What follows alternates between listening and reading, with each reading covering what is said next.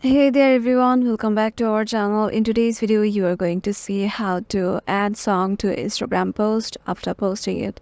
Let me tell you, this is an informative video, so just stick to us till the end. So head over to your Instagram application.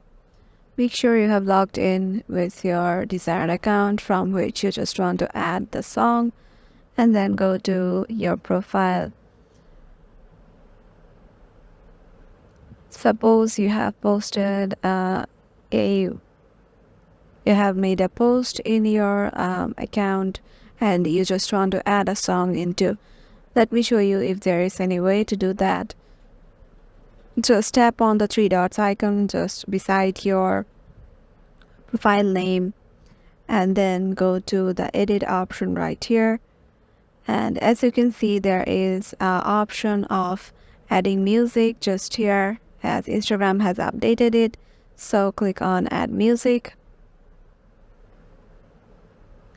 and then just add any song you want according to your taste, genre or artist. So I'm adding this one.